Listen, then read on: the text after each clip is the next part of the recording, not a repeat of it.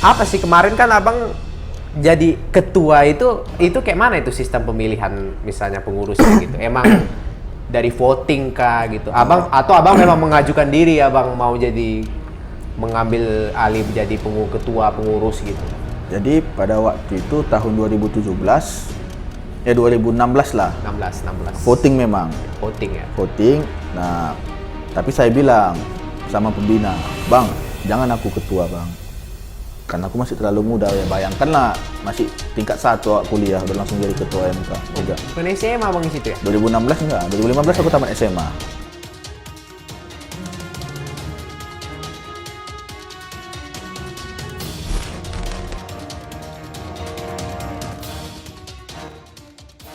Selamat datang buat abang kita, Abang Argandi. Betul. Oke, Bang. Selamat datang di YouTube kita ya, Bang ya. YouTube kita ini, dan kami sangat berterima kasih buat abang kita ini yang sudah datang di YouTube kita ini, channel kita ini, studio kita ini ya, Bang ya. Terima kasih. Jadi, juga. Gimana kabar apa, Bang? Ya, puji Tuhan baik, sehat, luar dalam. Luar dalam dia. Luar dalam itu bisa didefinisikan luar dalam itu Ya, sehatnya. Secara fisik sehat, secara mental sehat juga. Secara rohani juga sehat. Apalagi itu ya kan. Bang, ini langsung kita aja yang pertama ya, Bang ya. Ini aku mau tanya salah satu pertanyaan di sini. Walaupun ini nggak masuk dalam list pertanyaan ini, tapi aku mau bertanya ini sesuai pertanyaan pribadi saya ini, Bang ya. Oke. Jadi kita di sini slow-slow aja, gak usah Iya, tegang kali. nama. Nah, ini kan sebelumnya gitu, sebelum aku misalnya ngundang Abang Gandhi ini lah ini. Abang tahu nggak sebenarnya aku ini udah produksi konten gitu, makanya abang mau datang. Abang tahunya pertama aku ini apa gitu pertamanya? Ya pertama aku tahunya kita kan kenal di OMK gitu ya kan. Iya. Tapi dalam hal membuat konten seperti ini aku pernah nengok gitu. Channel YouTube kalau nggak salah ya, channel YouTube atau dari Instagram juga diposting. Instagram Iya. Reels ya. Nah, kalau nggak salah aku tengok, oh Joel ada podcastnya gitu, dan aku pun sebenarnya juga pengen juga meminta untuk hadir di sini ya demi memajukan podcast kita bersama juga, itunya kira-kira. Walaupun kita belum terkenal ya kan, tapi setidaknya apa yang kita punya bisa kita berikan gitu. Itulah tadi ya kan, abang ini berarti tahu ya dari Reels gitu ya. Ya Reels, betul. Jadi kalau menurut abang ini ya, kalau aku misalnya mulai kayak gini yang aku undang pun misalnya ya bisa kita bilang ya gak artis juga gitu ya kan. Betul. Itu kalau menurut aku sih gak masalah gitu sih. Gak masalah. Karena menurut aku podcast ini yang dinilai itu adalah Isinya, kontennya. betul. Percuma juga kalau misalnya kan ini misalnya kan kalau ada artis juga kalau ngomonginnya juga topiknya biasa-biasa aja, betul. nggak memberikan edukatif ya sama aja gitu ya kan. Betul, Jadi yang dijual memang nilainya gitu. Nilainya, ya betul. Jadi kalau aku nanya personal ini boleh nih Bang. Soalnya pertanyaanku ini agak mungkin Apa itu kepo kira-kira? anak OMK ini mungkin semua. Nah, apa? Coba. Oke, Kita langsung bantu, ya. Iya. Langsung pertanyaan pertama ya. Kira-kira dulu lah waktu abang bocil lah SMA, nggak bocil betul, juga. betul. SMA itu udah nggak bocil lagi tuh ya, udah Masih ada sifat bocilnya, masih ada. peralihan dari Peralihan sifat lah. bocil ke remaja gitu ya. Ke sok-sok remaja adalah. Ya. Jadi pertanyaanku pertama Bang, dulu kan abang itu sebelum masuk MK gitu kan. Iya, betul. Jadi dulu itu masih ya anak muda gereja, siap gereja, makan di Adi Mulia. Betul. Jadi dulu itu ya Bang ya, itu apa sih? Kenapa sih abang dulu itu mau masuk OMK gitu? Kenapa tertarik waktu itu abang mau masuk ke organisasi gitu, anak gitu orang muda Katolik gitu? Jadi- Apakah ada dukungan orang tua, surat orang tua emang, atau misalnya dari keinginan abang sendiri kayak gitu? Jadi awalnya itu seperti ini. Saya dari kecil dididik orang tua dan juga opung, kakek nenek untuk taat beragama, taat beribadah. Jadi bapak saya, ayah saya di Riau sana, ketika saya SD di sana, beliau ketua stasi. Oh iya. Ya, jadi jarak dari rumah kami ke stasi itu karena di daerah, perjalanan naik kereta itu 45 menit. Dan itu setiap minggu kami lakukan. 45 menit. Dari rumah ke gereja setiap minggu karena bapak ketua stasi tak mungkin tak datang. Ya, ya. Nah itu, jadi dari situlah aku hafal lagu-lagu gereja, aku hafal doa-doa gereja. Selama 3 tahun itu, dari kelas 4 SD ke kelas 6 SD. Karena dari kelas 1 SD sampai kelas 3 SD aku di Medan. Nah kembali ke Medan, Opung pun begitu. Mantan ketua lingkungan, mantan pengurus stasi. Dan lebih jagonya Opung Boru masih sanggup kemarin memimpin kur di gereja kita. Nah, mau tak mau lah memang, ibaratnya supaya ada penerusnya di gereja itu, aku didaftarkan Misdinar pertama. Oh, pertama Misdinar. Gitu. Kelas 2 SMP. Oh, iya, iya. Aku kembali ke Medan SMP. Jadi pas kembali ke Medan SMP, kelas 2 SMP, aku awalnya tak mau Misdinar. Kenapa itu? Kenapa itu abang Ya. pertama itu? Ada nervous atau? Bukan.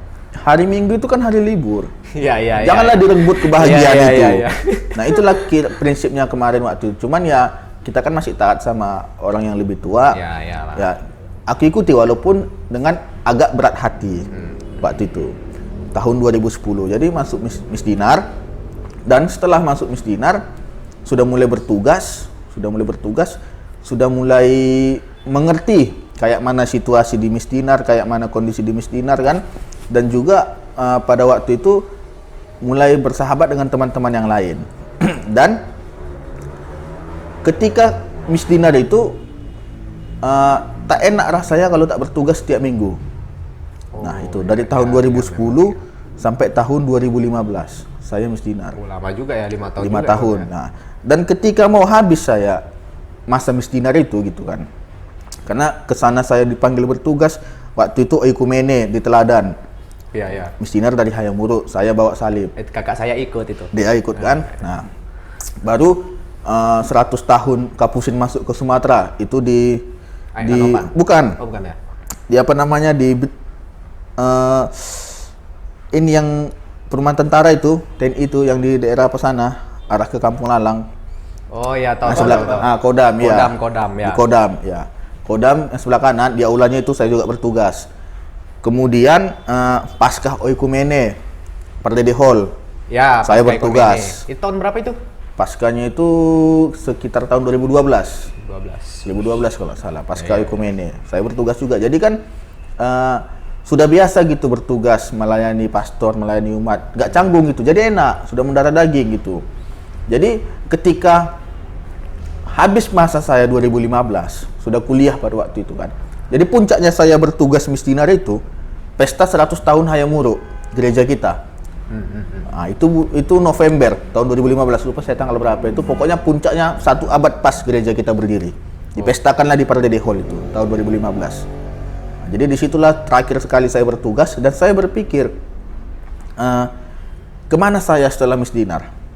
Ya. Apakah hanya datang-datang saja ke gereja, pulang, datang pulang kan tak mungkin gitu. Jadi kebetulan tahun 2013 saya dan juga beberapa teman sudah diajak ke OMK dengan abang-abang OMK. Jadi kami sudah pergi rekreasi lah ke Sebinge kemarin, rafting di tahun 2013 itu. Kami yang paling kecil itu, aku dan Sianggi waktu itu. Ada satu lagi namanya Vivaldi. Ya. Jadi kami rafting sehingga ketika saya sudah pensiun lah dari Misdinar 2015, masuk ke OMK tidak canggung lagi karena sudah bertemu dengan anggota yang lama, senior-senior yang lama, abang-abang yang lama, dan jelas di situ karena kami paling kecil, kami sangat disayangi. Itu kira-kira ya. Kami sangat disayangi. Yang paling kecil ini lah yang aku dengan Syanggi gitu kan. Iya, iya, Anggi. Tak pernah keluar spesial pun duit kami, bahkan pulang pun kami diantar. Nah, disitulah saya merasakan kekeluargaan itu di OMK ini. Ditambah lagi dengan kegiatan-kegiatan yang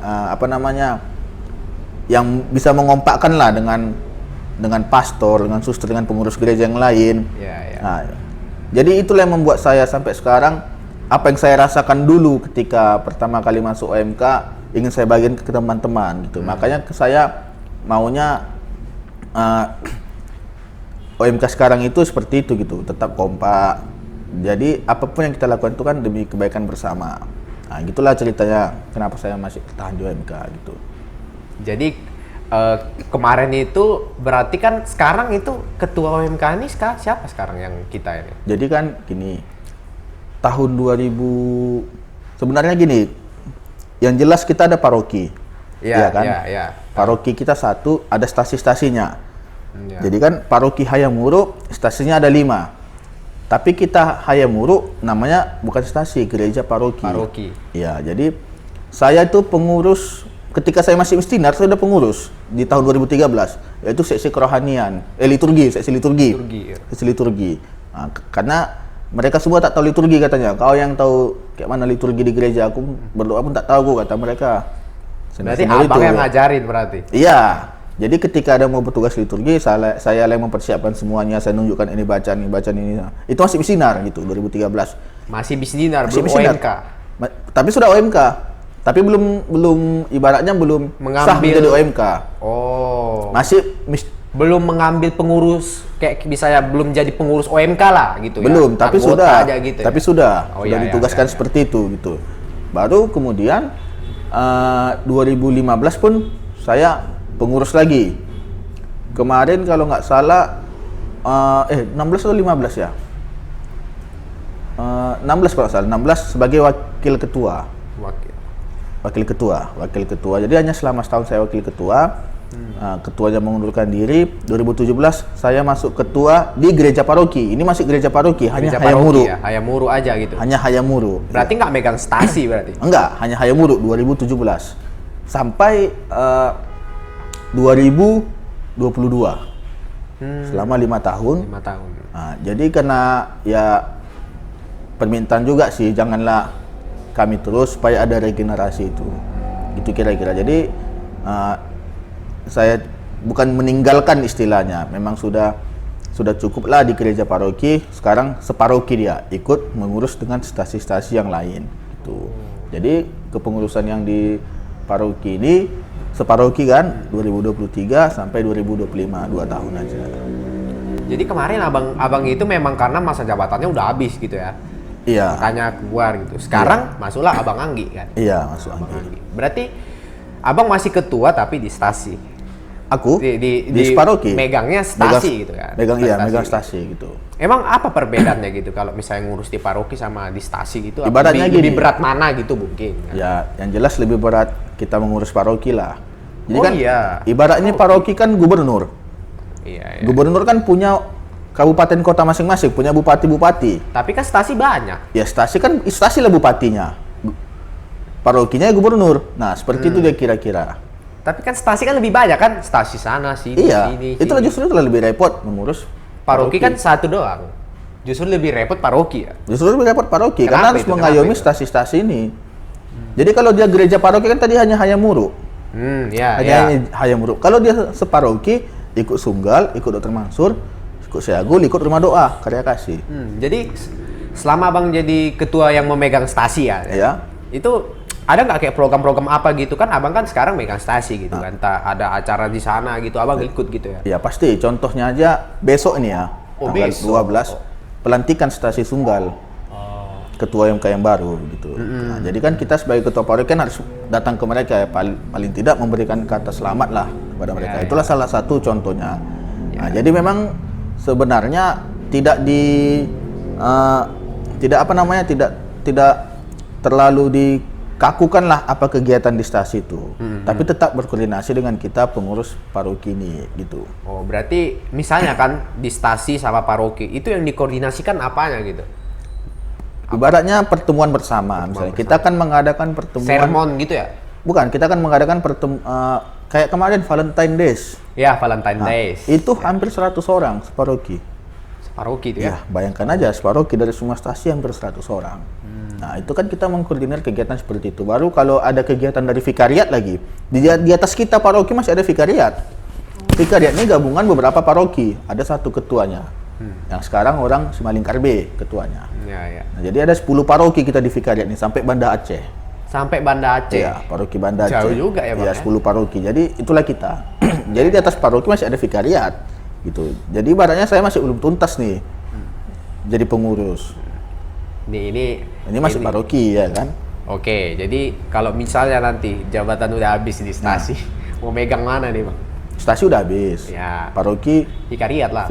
vikariat dia kita lihat lah mana tahu ada rezeki dari Tuhan kan, Ya. dipercepat pesta itu kan kita nggak tahu. Iya, biasanya kalau bisa Ya. kita ada keinginan untuk melayani, tapi Ya, Tuhan pasti kasih ada. jalan. Tuhan gitu. kasih jalan. Nggak pun nanti misalnya abang tak kemana, abang nggak bisa bimbing-bimbing adik-adik Iya, abang di betul. OMK gitu. Betul, itu dia.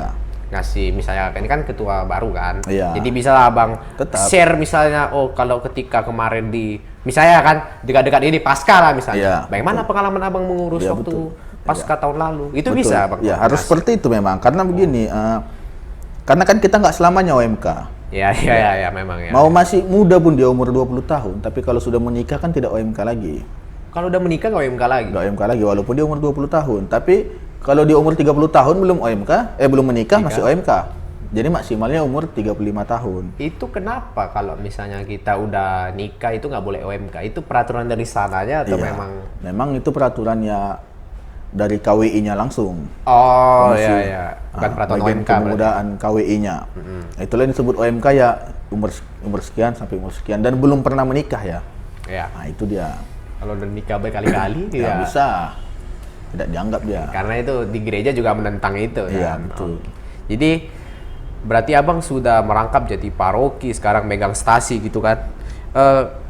Apa sih kemarin kan abang jadi ketua itu karena itu kayak mana itu sistem pemilihan misalnya pengurusnya gitu. Emang dari voting kah gitu. Atau abang memang mengajukan diri abang mau jadi mengambil alih menjadi ketua pengurus gitu.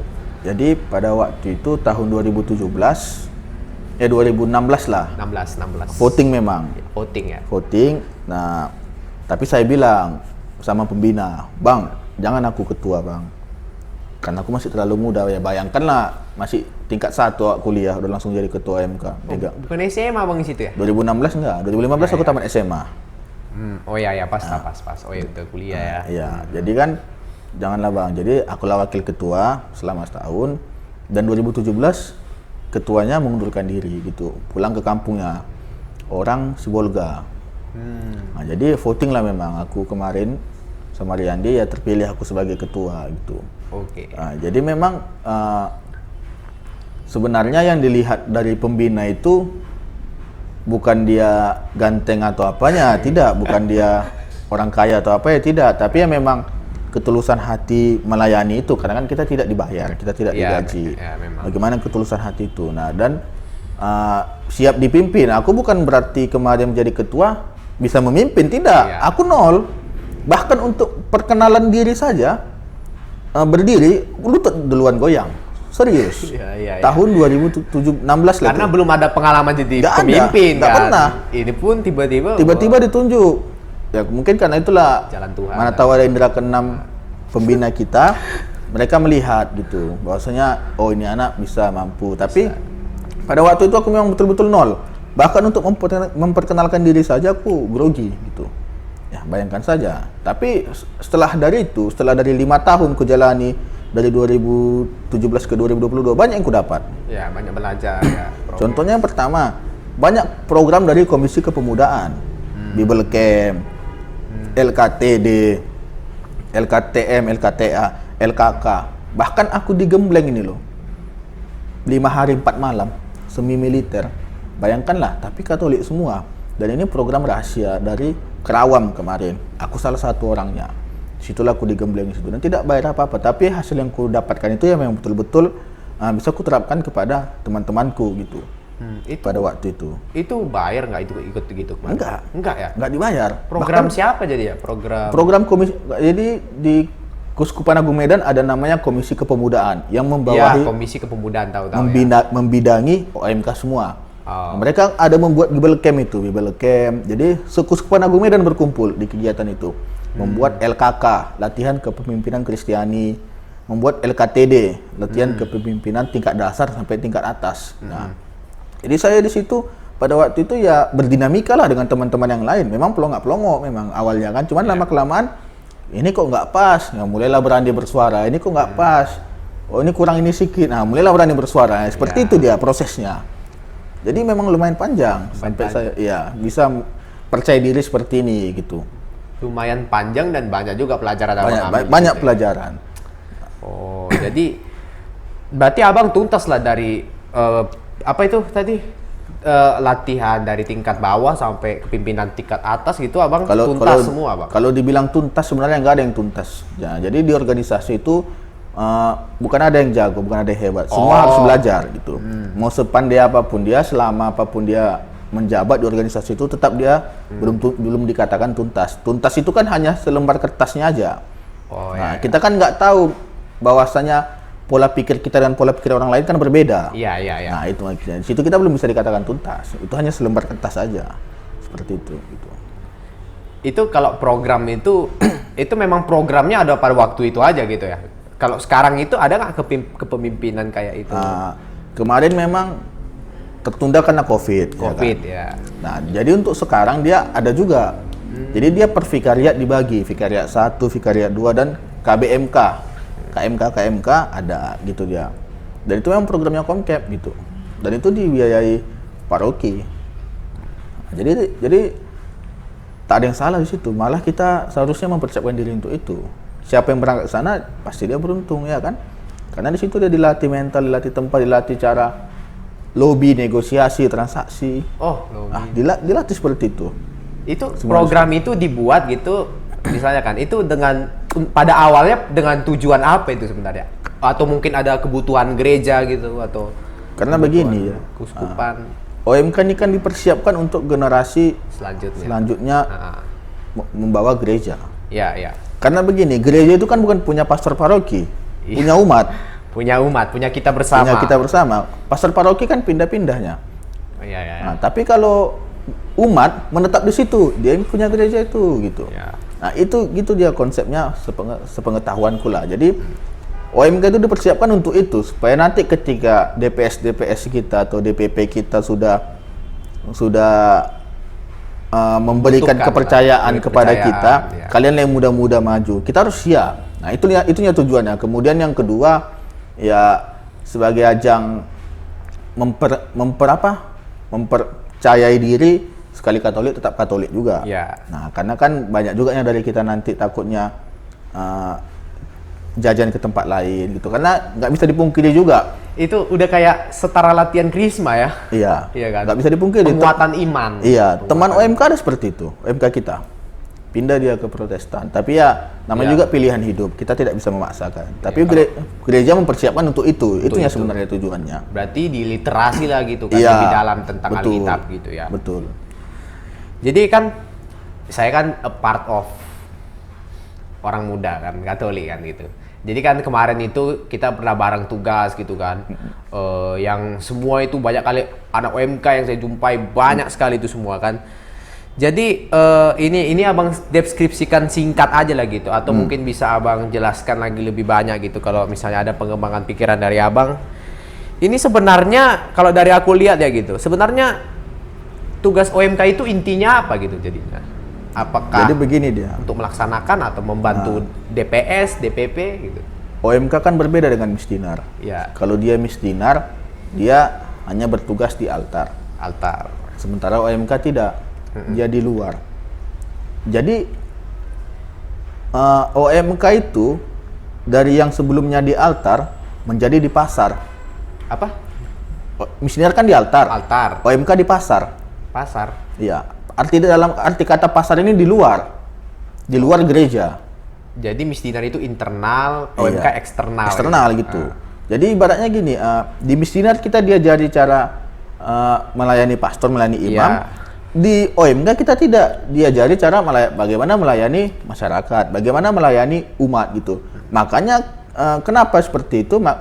Makanya OMK itu kadang melayaninya jaga parkir, melayaninya menyusun kursi. Ya untuk apa? Ya untuk umat. Nah, bukan seperti misinar yang untuk pastor. Kita melayani untuk umat. Nah, itulah kayak kita lah sebagai tim tim kreatif. Kita melayani umat melalui video kita, live streaming gitu. Kita, iya kan, dan juga OMK itu sebenarnya dibentuk supaya gereja itu hidup. Karena kalau saya lihat riuh gemuruhnya gereja itu orang mudanya, bukan dari orang tuanya. Ketika anak mudanya bebas berkreasi, banyak mendapatkan kegiatan yang positif yang baik. OMK gereja itu hidup gitu. Nah, itu dia kalau yang saya lihat di beberapa gereja dia. Jadi kalau misalnya OMK ini adalah untuk melayani umat, tapi kan sebelum Paskah ada dibikin misalnya seksi untuk mengurus ini gitu kan.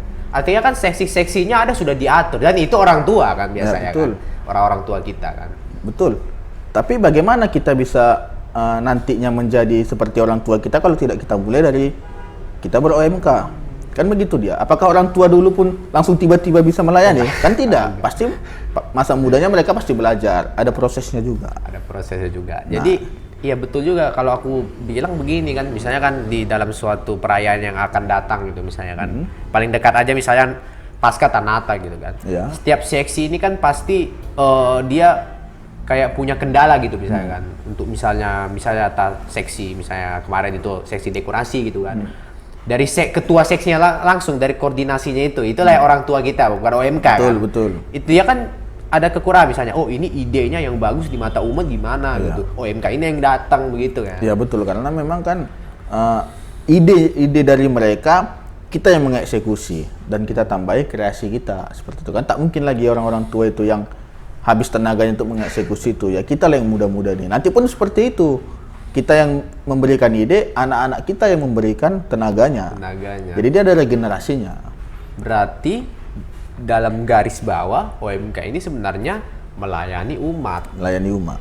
Dalam aspek apapun itu, kenyamanan dalam gereja, di luar gitu ya. Di luar. Itu pun harus dalam koordinasi ketua yang konsisten, yang baik gitu kan. Jadi sebagai tugas ketua ini harus bisa menjalin hubungan kerjasama antara anggota dan juga pengurus gitu kan. Betul, nah itu yang pengalaman pasti. saya di organisasi selain sini gitu kan, ada juga yang dia kadang untuk sama anggotanya aja cakep aja jarang kayak gitu kan. Ya. Misalnya untuk sermon juga gitu kan.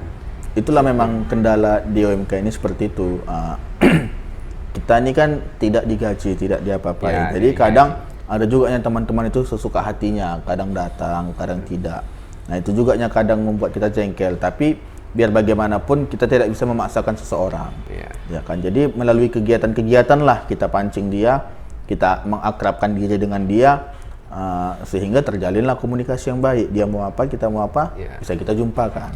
Yang penting jangan sampai komunikasinya itu gak enak, kan? Karena ada suatu hal gitu kan. Kita sebagai pengurus juga harus bisa mengambil jalan tengah kalau misalnya ada konflik yang terjadi gitu kan. Bukan dengan cara kekerasan tapi dengan cara kepala dingin gitu ya. Betul seperti itu.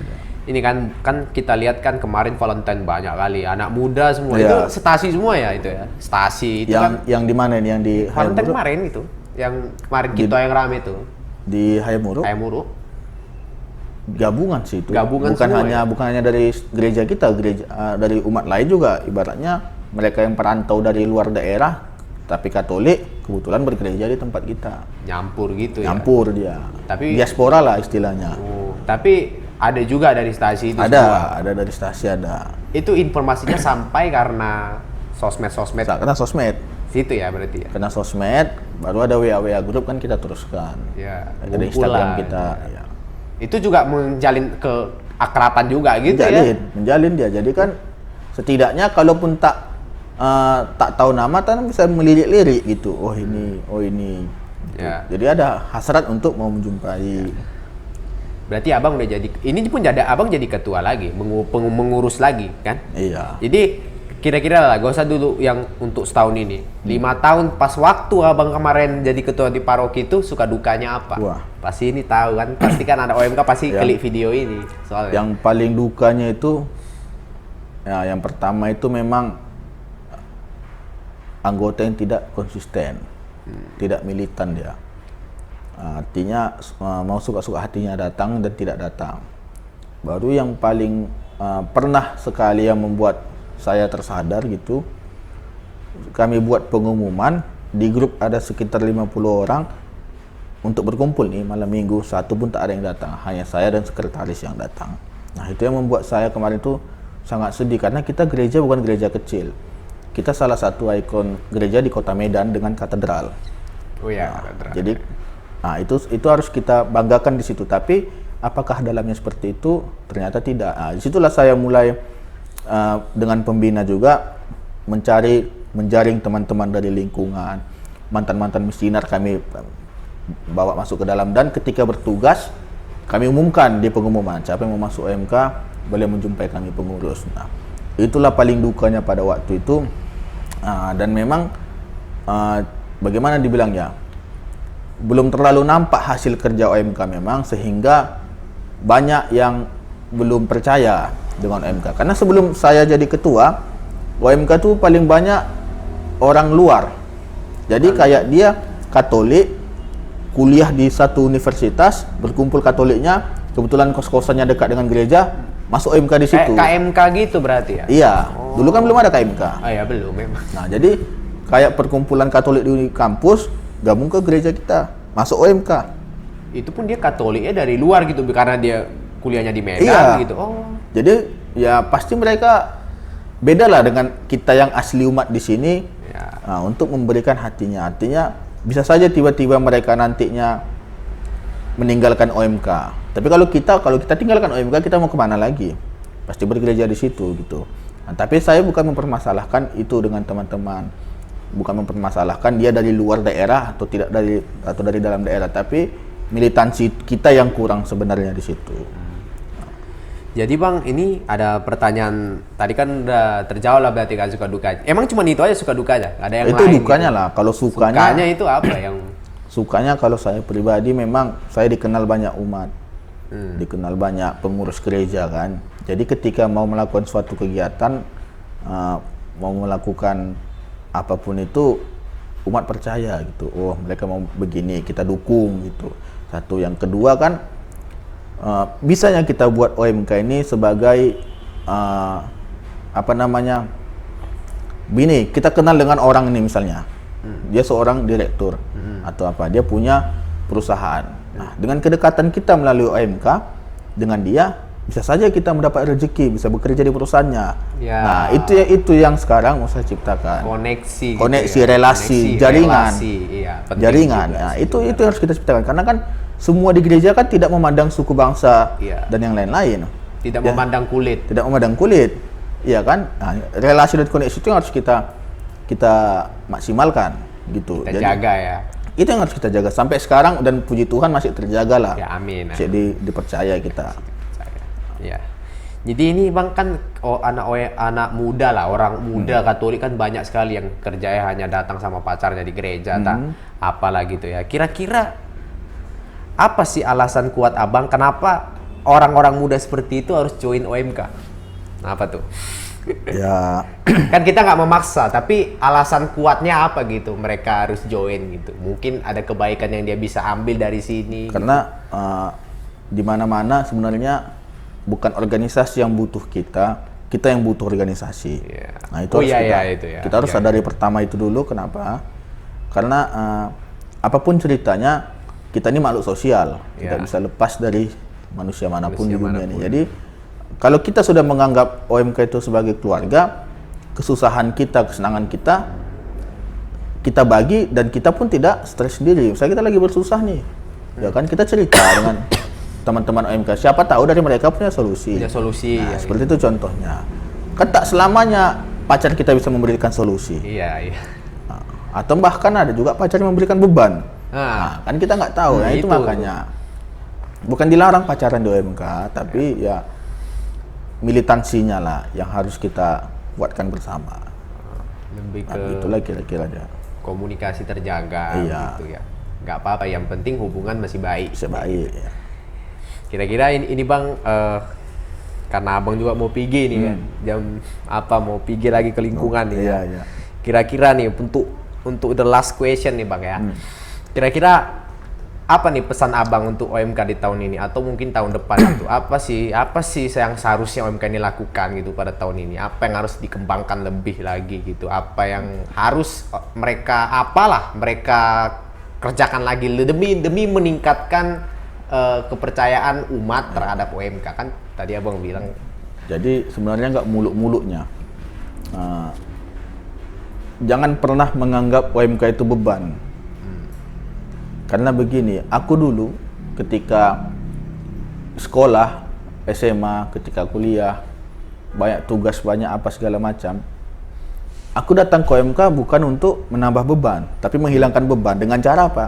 Setiap sore kami nyanyi bersama di bawah di bawah pohon yang di bundaran itu.